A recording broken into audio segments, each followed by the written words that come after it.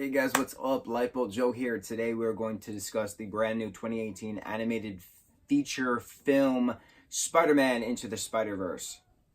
This is a Sony film in association with Marvel. it's I don't know how to say it is the greatest film I've ever seen without blatantly erasing every other film I've seen. Because this movie was perfect. I had high hopes for this movie, and let me tell you why. We kind of touched base on this when I saw Venom. There was a show on Disney XD called The Ultimate Spider-Man. Drake Bell was the Peter Parker voice. There was 4 seasons. In season 3, there was a whole 6-7 episode arc of SpiderVerse. That there were different spider people jumping from different dimensions into Peter Parker's universe, because Doc Ock was hopping through the dimensions to get the DNA of the other spider people to make the ultimate spider person for himself, something to that extent.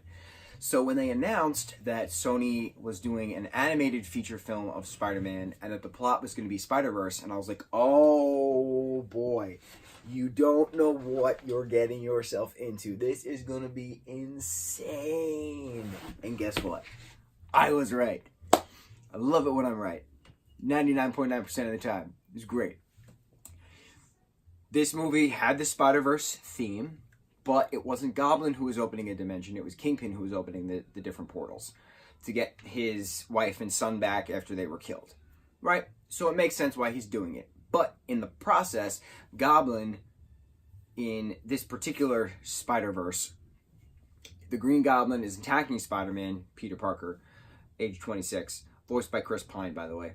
And Goblin like pushes Spidey into like the main particle projector, and like Spidey's DNA is then pushed into it, and therefore all of the extenuated circumstances of the different spider people in other dimensions are drawn out of their dimensions into this current dimension because of Spidey's DNA, right? So then you have these 5 other spider people pop up into this particular universe after Kingpin then actually kills Spider-Man. And then Miles Morales comes about, and he's bit by a radioactive spider, and his uncle happens to be killed. Spoiler alert. I'll just blanketly say spoiler alert for the rest of this.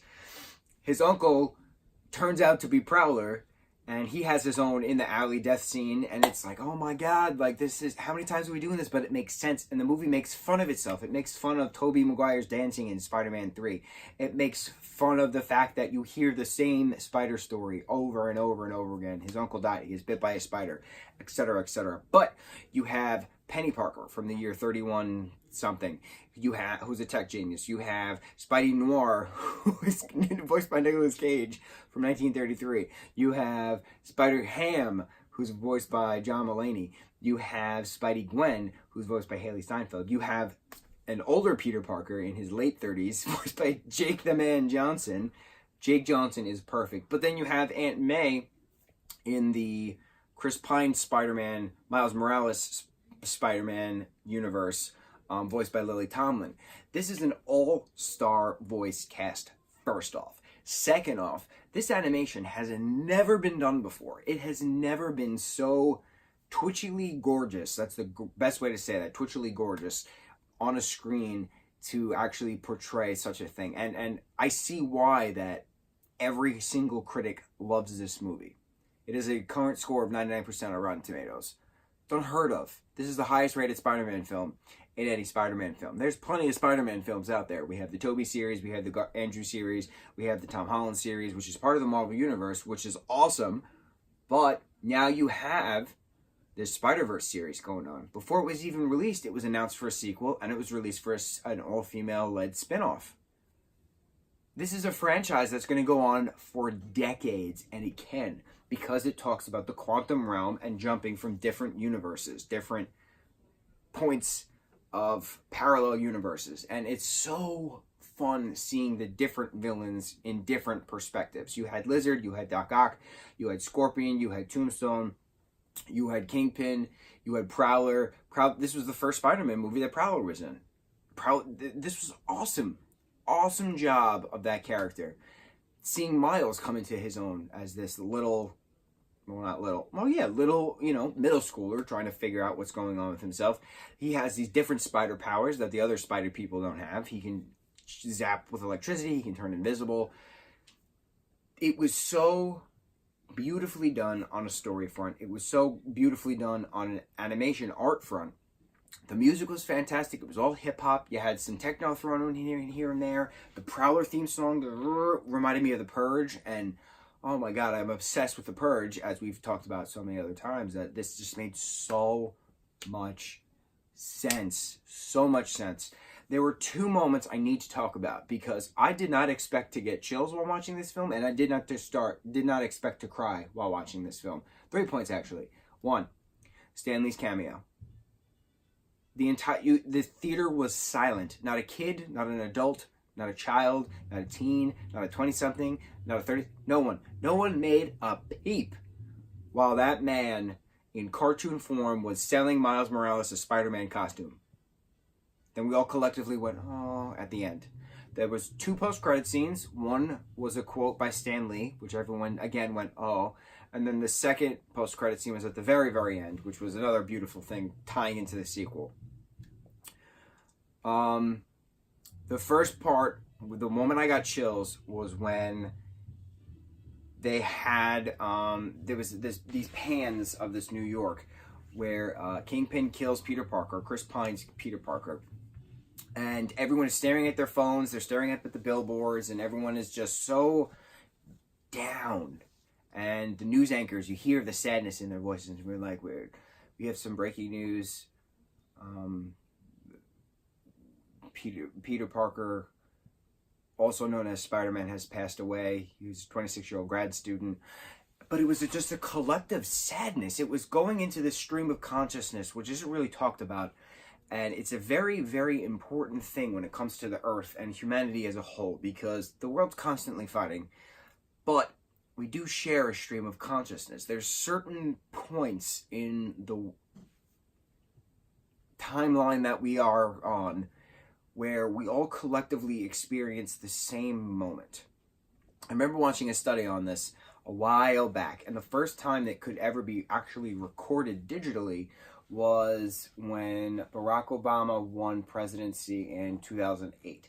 That the internet broke, because it literally broke because everyone was tweeting and hashtagging and posting the same exact thing. His inauguration speech, not the inauguration speech, the victory speech, whatever the hell it's called. Like when it was announced, Election Day 2008, that he had won the presidency, the entire world stopped. Didn't matter the time zone, didn't matter what was going on. The entire world that has capability of the internet stopped.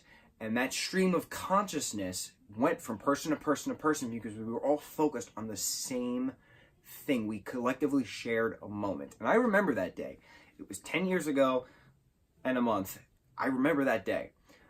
So then flash forward, you have other moments through history in the digital world that we live in now, which is creeping up faster, and we got to get these old people out of the Congress and the Senate because they have no idea how the world works now.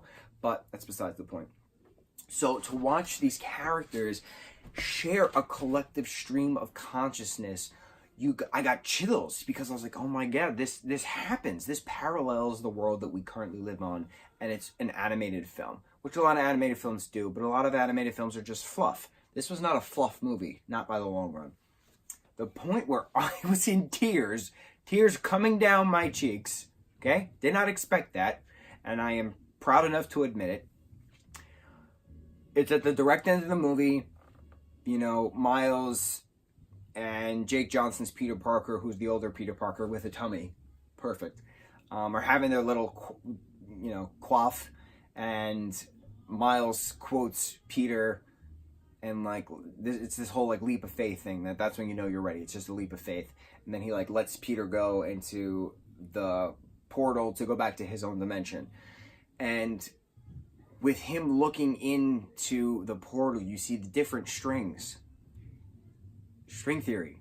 It's the whole multiverse, the whole M theory concept, and you're just watching all these different strings from all the different spider people just intertwine in a web, and then it pulls out and it's this gorgeous pan, and you have the cosmos behind it, and it's just like the universe is infinite, and people need to start realizing that there is not just one thing going on. There is a bunch of other things going on, that just because you see something in front of you doesn't mean it's actually there. And it's cool. It's cool playing around with the psyche, because we only use, what, 10% of our brain or something to that extent? Dolphins use like 17%? Something like that. It was a gorgeous, beautiful imagery of the synapses of the mind versus the strings of the universe, and I got it. And Rick and Morty does that a few times, and Adventure Time actually did that way back. Like, Finn did a hole into an atom, and then it came back out through his head, and he's like, oh my god, everything that's big is actually everything that's small. And he's like, we're all related. And Adventure Time's a smart film, TV show. I was gonna call it a film. I can go on and on and on, but this film was perfect. This film was perfect. One more thing I will say. Not one child made a peep. An inappropriate peep. No screaming because they want candy. Nothing. There was young kids in this movie theater. And this movie was so bright and vivid and colorful and twitchy and gorgeous. Every single person did not move, breathe, or talk and watch this film collectively. And that became its own stream of consciousness. So bravo, writers, directors, producers, everyone involved with this. Thank you, Stanley, for this beautiful masterpiece that is bound to win an Oscar, because, let's be honest, Incredibles 2 doesn't compare to this.